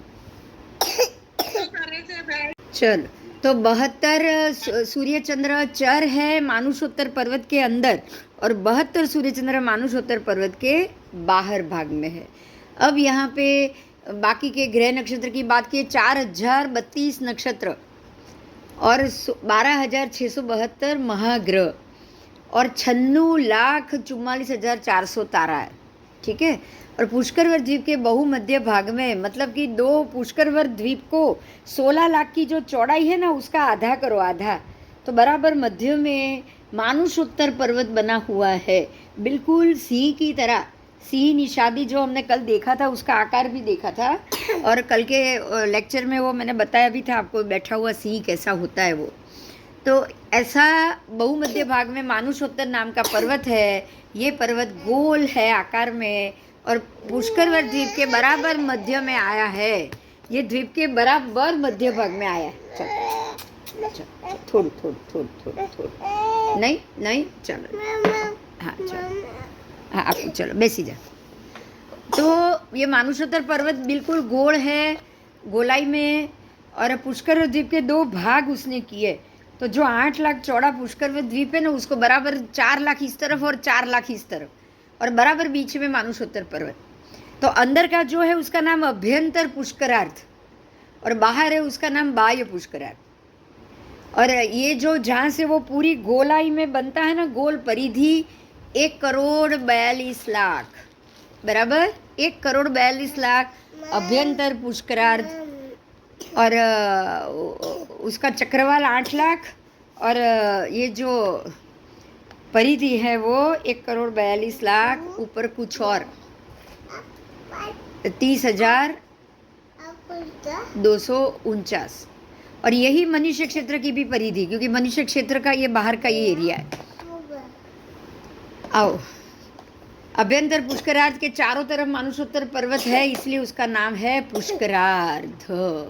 तो ये सारी स्थिति नित्य है, हमेशा के लिए। आओ, तो पुष्करार्ध में 72 चंद्र सूर्य, तो आधा 36 पूर्व में, 36 पश्चिम में। अब 6,000, हाँ बाकी के सारे ग्रह नक्षत्र भी आ गए। चलो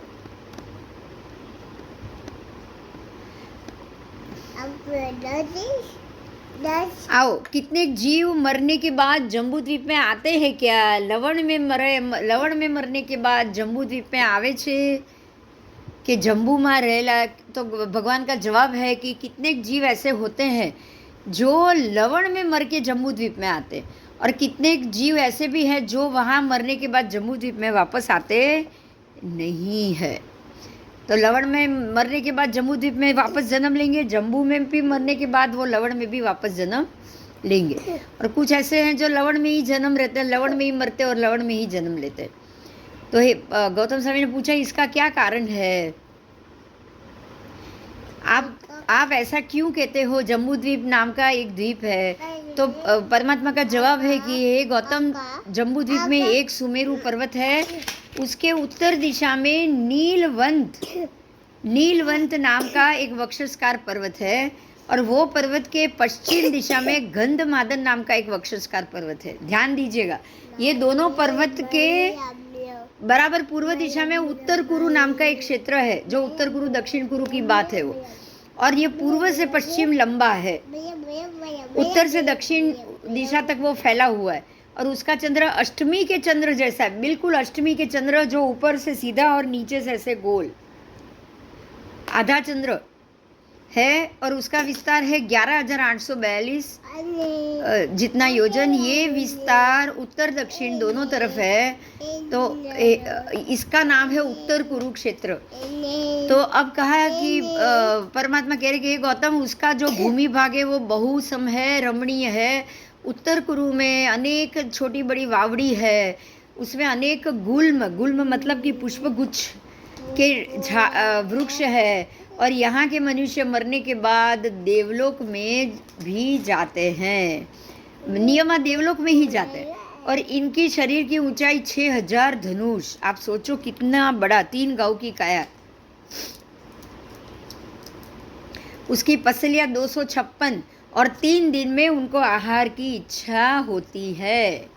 जगन्य आयु पल्योपम के असंख्यात भाग से हीन 3 पल्योपम की आयु है। आप सोच सकते हो 3 पल्योपम आयु। ये सारे पहले युगलिक हुए, पहले आरे के, समझ में आ गया? ये पहले आरे की युगलिक हुए।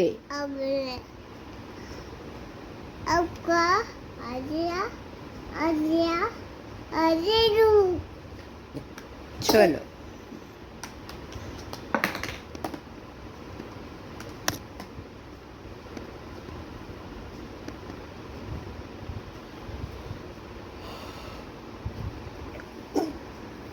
अब जो द्वार की बात की है, लवण समुद्र के वैजयंत द्वार, उसमें वैजयंत नाम के देव हैं, उसकी राजधानी का नाम वैजयंती है, और ये देव अपनी राजधानी में सुखपूर्वक अपना समय पसार करते हैं। दक्षिण दिशा में तिरछा असंख्यात द्वीप समुद्र को पार करके आगे 12,000 योजन आगे जाने से इनकी राजधानी आती है, बराबर।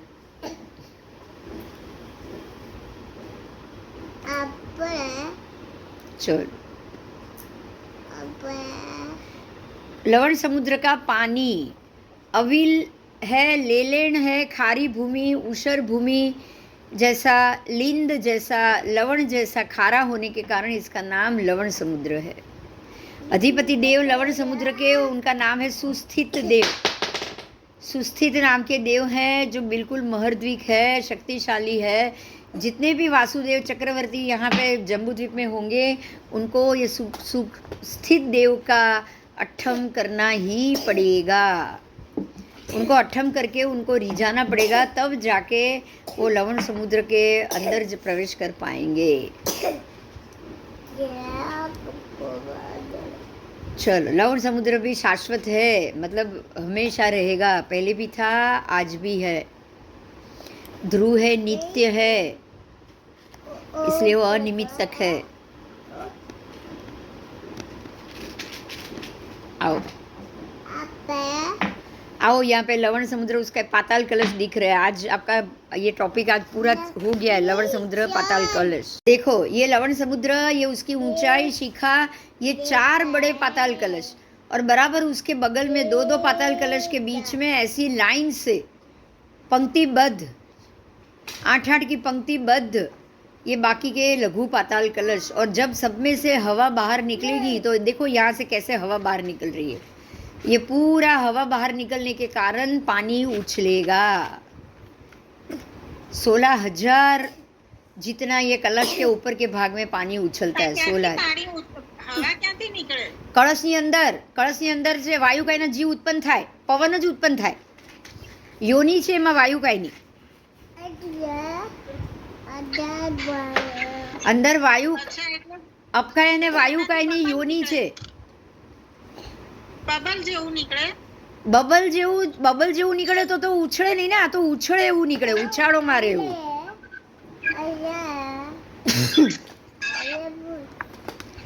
એક જાતનો ઉછાળો મારે. પાણી કેવું આપણે પેલામાં કેવું ઉછળે, ફુવારામાં કેવું ઉછળે, હા, એવું ઉછળે. પાણીનો ફુવારો ઉછળે ને એવું ઉછળે. 16,000 ઊંચું ઉછળે એટલે વિચાર તો કર.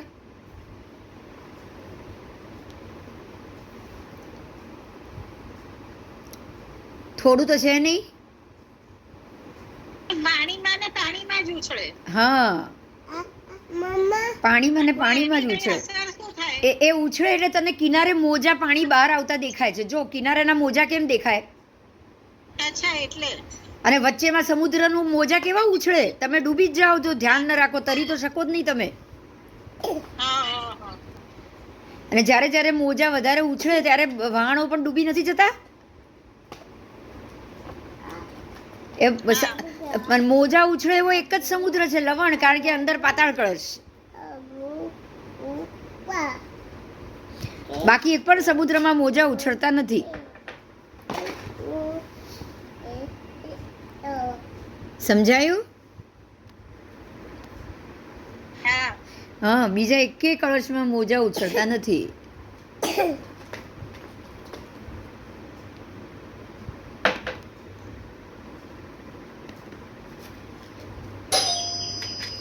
જાઓ.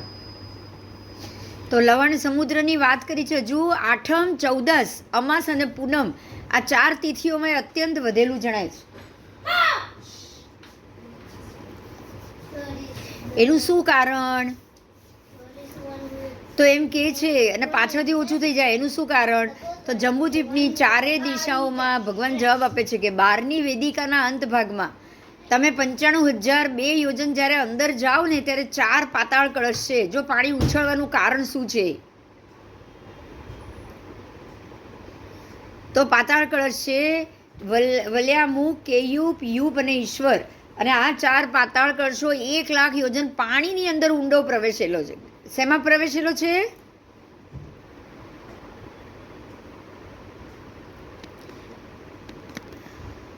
જો આમાં પાણીમાં ઊંડો પ્રવેશેલો છે, બતાડ્યો છે. જુઓ ફોટામાં, આ પાણીમાં જ છે ને.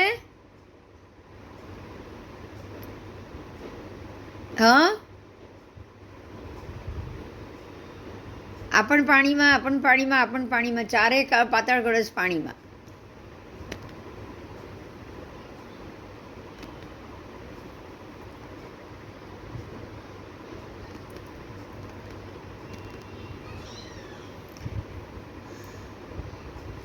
એક મોટા કુંભ ઘડાના સંસ્થાના આકારવાળા એ મહાપાતાળ કળશો કહેવાય છે.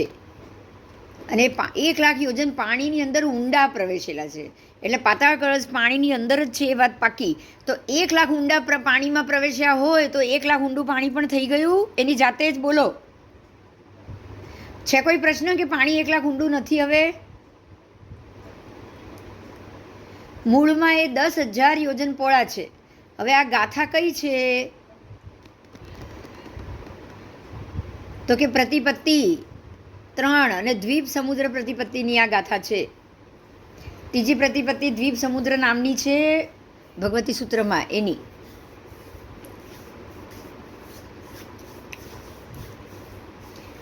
બરાબર. 1 લાખ ઊંડા પાણીમાં પ્રવેશ્યા છે. મૂળમાં 10,000 પહોળા. એટલે જ્યાં પેલા 10,000 પહોળા છે ને એની નીચેની ગોળાઈ કાંઠલો 10,000 પહોળો છે.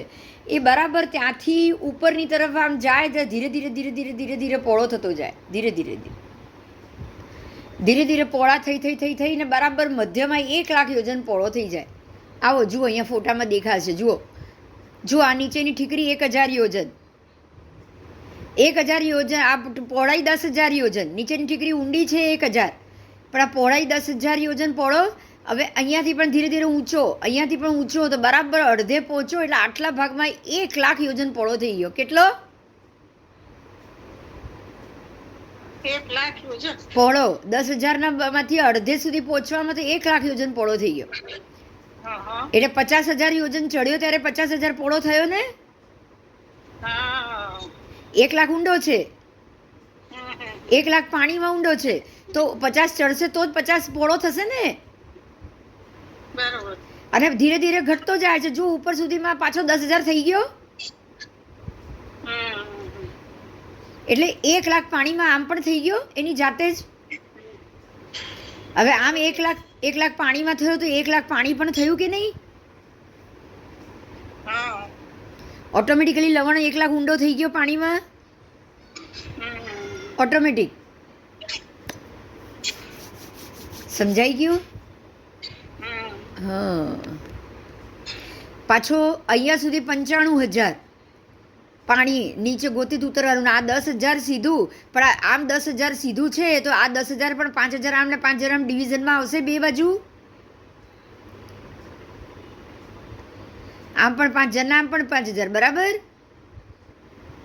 એટલે 95,000 ઉતર્યો અને આમ નીચે ઊંડામાં 1,00,000 યોજન પાણીમાં થઈ ગયો ને. સમજાઈ ગયું ને?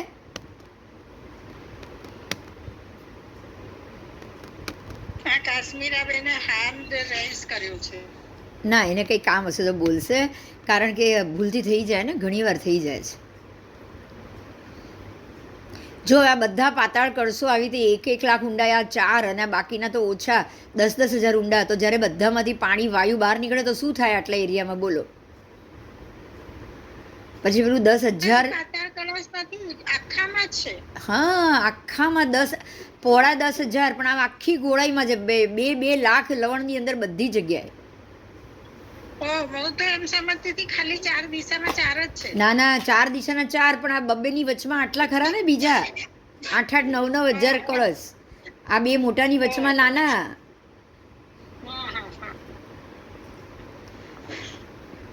એટલે આ ખાલી લવણમાં જ હોય, કાલો દધીમાં ને એમાં નહીં. ના, કશામાં નહીં, ખાલી લવણમાં. પાતાળ કળશ ખાલી લવણમાં. તો પછી આ મોજા તો અહીંયા જ આવે, બસ બીજે ક્યાંય ના આવે. ના, મોજા બીજે ક્યાંય નહીં. મોજા ઉછળે ખાલી લવણમાં. હા. એટલે તો પેલા અંતરદ્વીપ ખાલી લવણમાં જ છે, કેમ બીજા સમુદ્રમાં નથી? હા.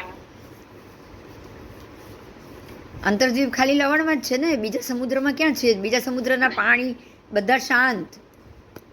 હા. સમુદ્ર ઊંડા ખરા પણ શાંત. હા, પણ શાંત પાણી. હા.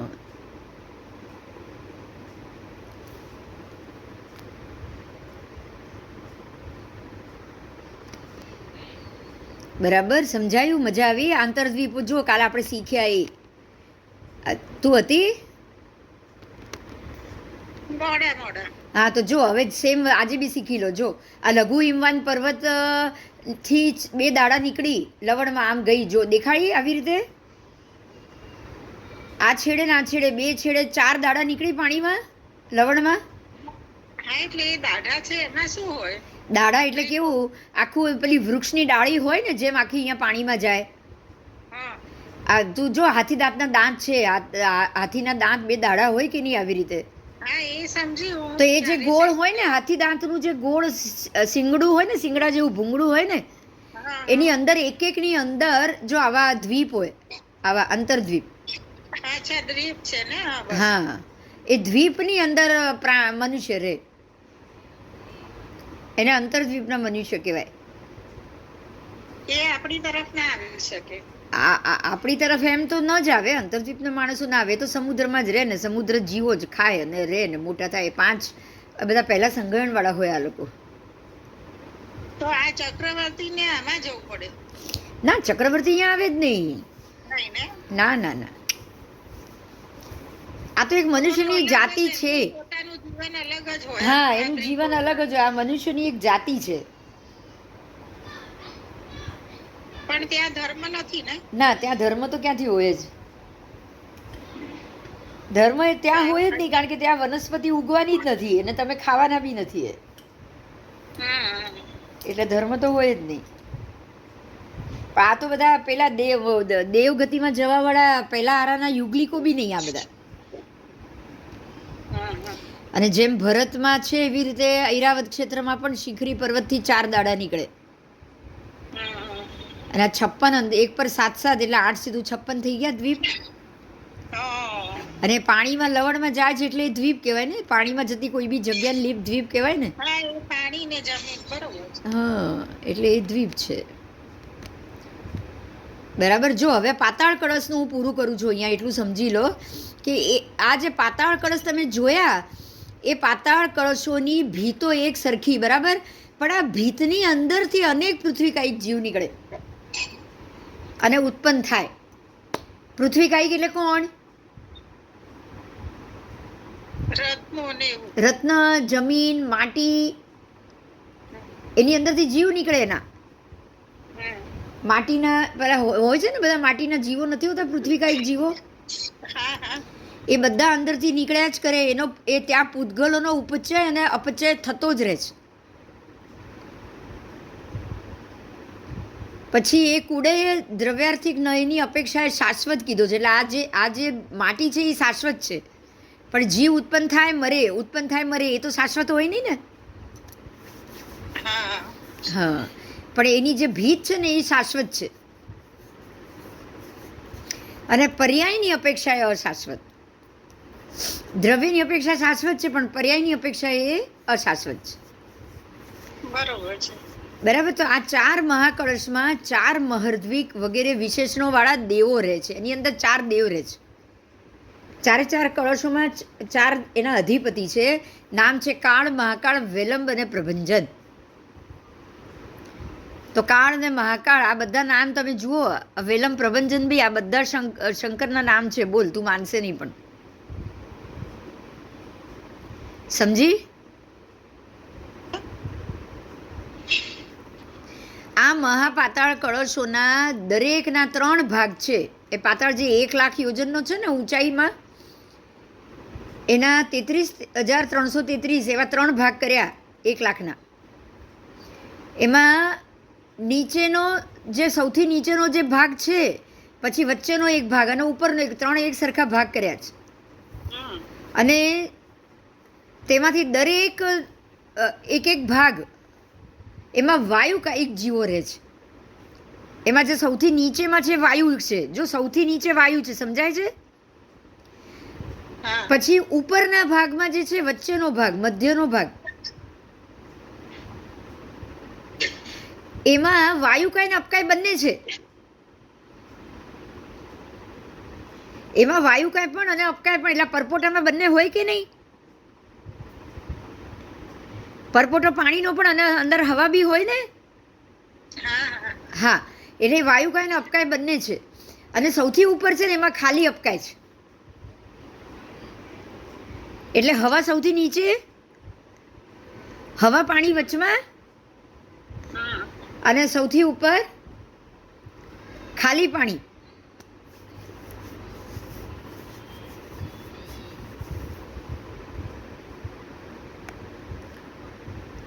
બરાબર.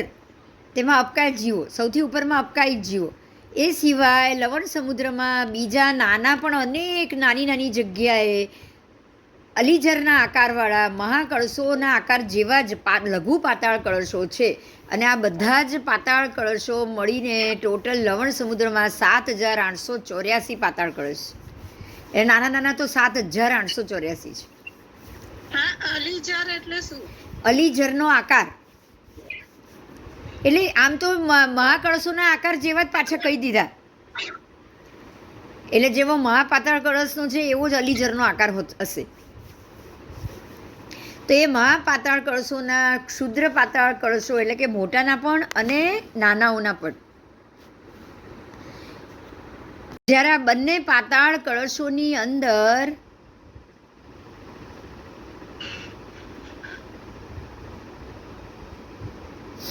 નીચેના જે નીચેનો અને મધ્યનો જે ત્રિભાગ છે એમાં ઉર્ધ્વગમનના સ્વભાવવાળા વાયુકાય ઉત્પન્ન થવાના સન્મુખ હોય છે. એટલે એમાં જે વાયુકાય છે ને એ ઉપર ચડવાવાળો સ્વભાવ છે. કેવો છે વાયુકાયનો? ઉપર ચડવાનો, એટલે ગેસ હોય કે નહીં, ગેસ કેવો હોય, ગેસનો ફુગ્ગો બલૂનમાં ભર્યો તો ઉપર જ જાય કે નીચે રહે છે, ઉપર જ જાય. એટલે આ લોકોનો ઉપર ચડવાવાળો સ્વભાવ છે, ઉર્ધ્વગમનવાળો સ્વભાવ છે. એટલે એ સામાન્યપણે કંપિત જ્યારે પણ થાય, વિશેષપણે પણ કંપિત થાય તો એ બહુ ફાસ્ટ અને બહુ જોરથી ચાલે. સમજાયું? અને વાયુઓને અને જલને પણ પ્રેરણા કરે કે તમે પણ અમારી સાથે ઉપર આવો. બરાબર? એટલે એમાંથી જે ગેસનો ભાગ છે ને એ આ બધાને, વાયુને પણ ઉપર ખેંચી જાય, પાણીને પણ ઉપર ખેંચી જાય છે. દેશકાળને યોગ્ય તીવ્ર અને મધ્યમ ભાવથી જ્યારે તે પરિણામને પ્રાપ્ત કરે છે. હવે દેશકાળને યોગ્ય તીવ્ર અને મધ્યમનો મતલબ શું થયો? તો કે જે દેશકાળ હોય ને, જેમ કે આઠમ છે તો એ ઓર વધી જશે, 14 છે તો એ ઓર વધી જશે. બરાબર?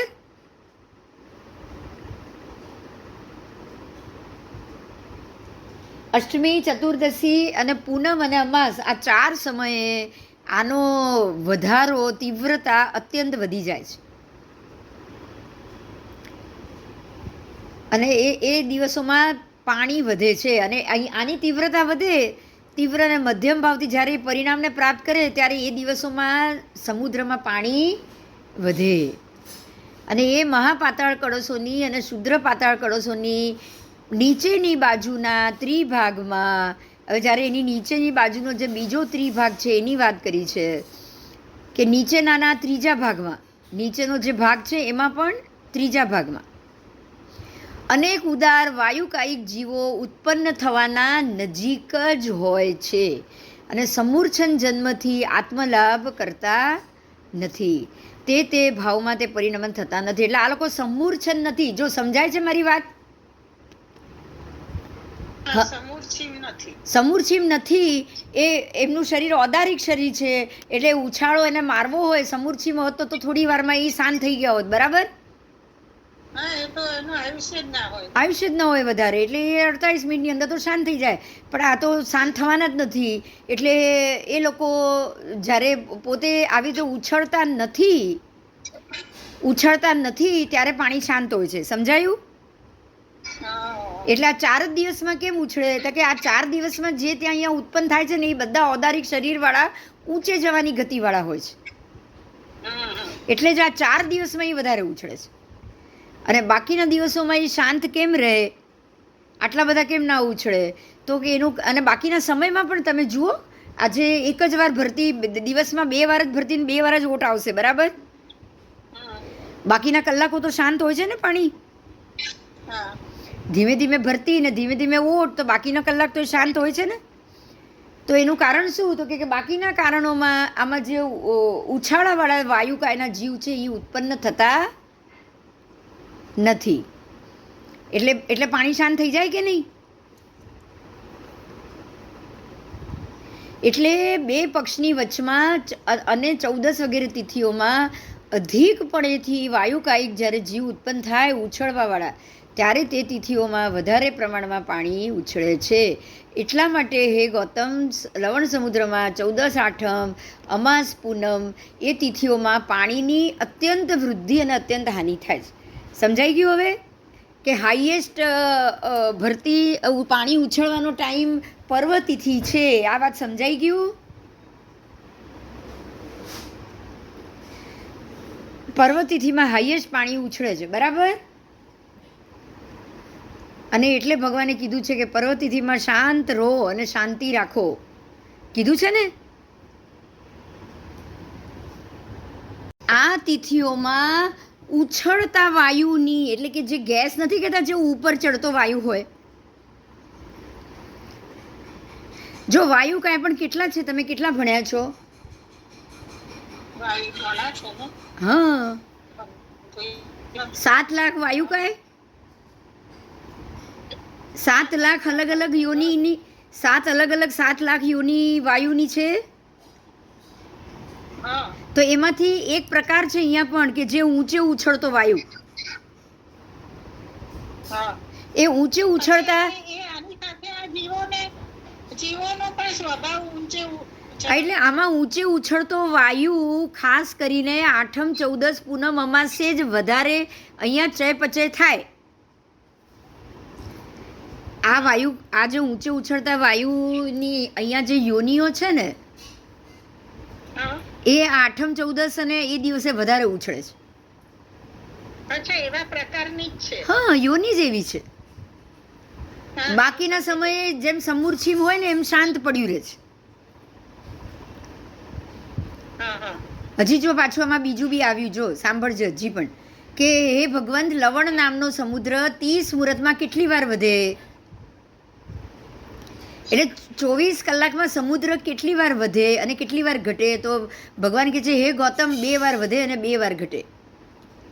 તો કેમ હા, 2 વાર વધે, 2 વાર કેમ ઘટે. કેમ કેમ? કારણ કે નીચેના અને મધ્યના જે ત્રિભાગ છે ને, નીચેનો અને વચ્ચેનો, એમાં રહેલો વાયુના સંક્ષોભ થવાથી, વાયુ ક્ષોભ પામી થાય તો ઉપરનું પાણી ઉછળે કે નહીં?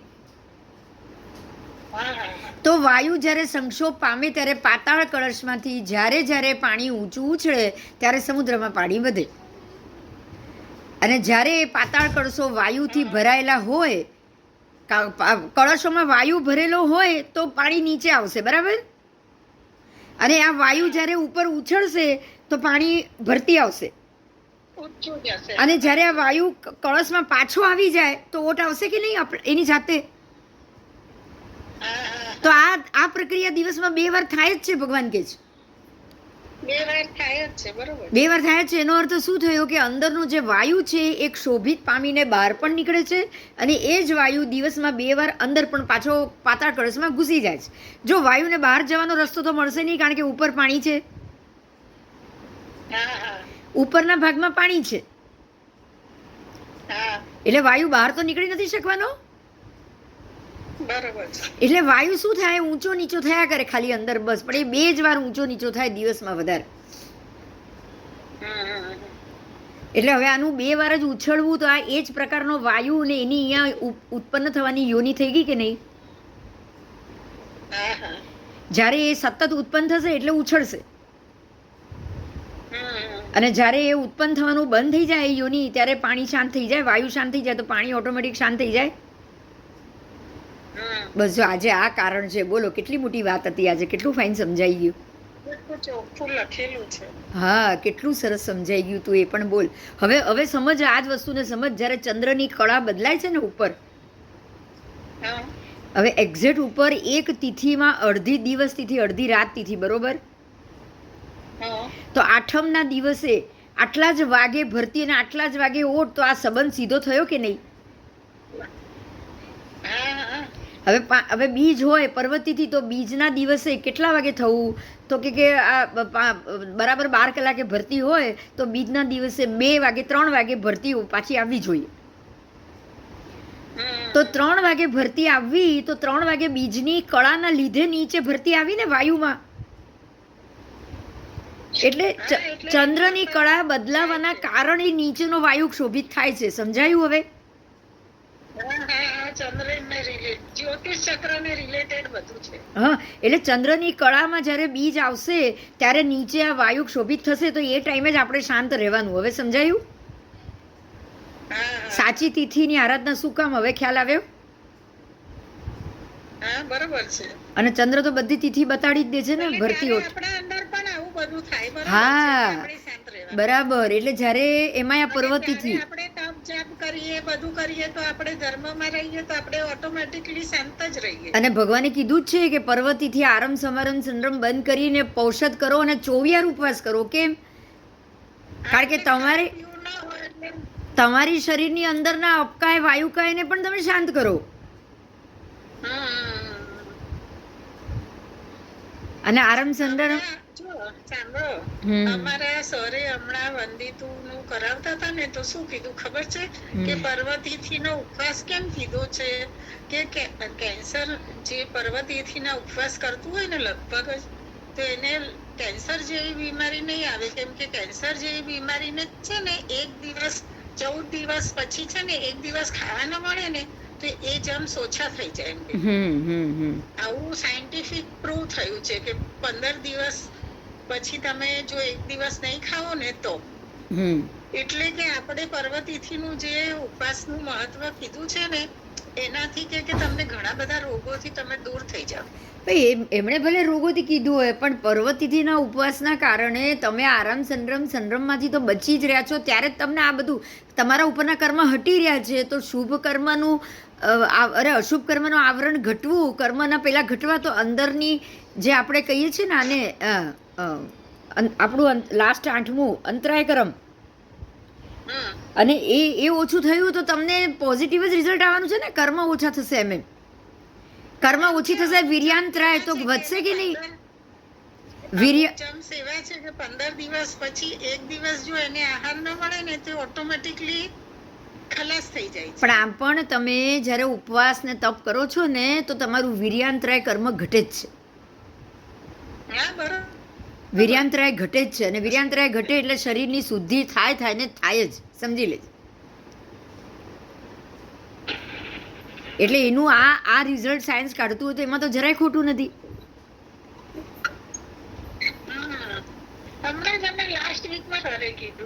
હા, એ તો જરાય ખોટું નથી. એટલે એમણે કેન્સરના જીવો ઉપર સંશોધન કર્યું હોય એટલે એ લોકોએ મૂકી હોય આ વાત. પણ આપણે તો એમ જ તમારા વીર્યાંતરાય જ ઘટ્યા, એટલે વીર્ય અંદરનું શક્તિનું વધ્યું ને વધ્યું, સમજી લેજે.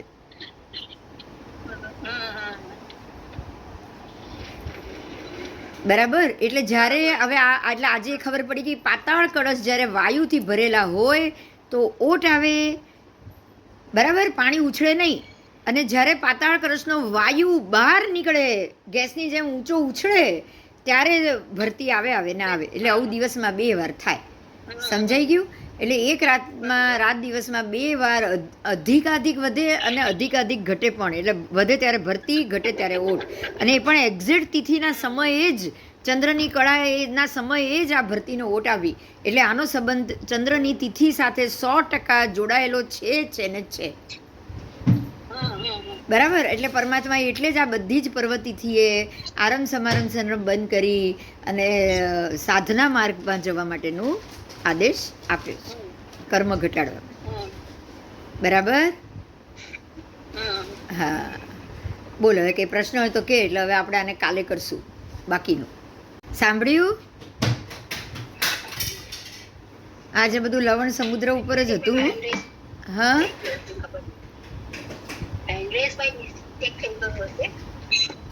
શું નહીં સાંભળ્યું? શું?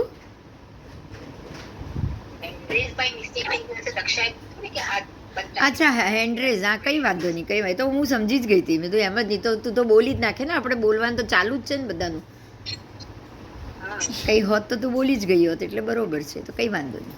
પણ આજે લવણ સમુદ્ર અને પાતાળ કળશનું તું મજા આવી ગઈ ભણાવવાની. મને બી બહુ મજા આવી. તમે લોકો આવો ને તો મને ગમે છે, ભણાવવું ગમે સાચે.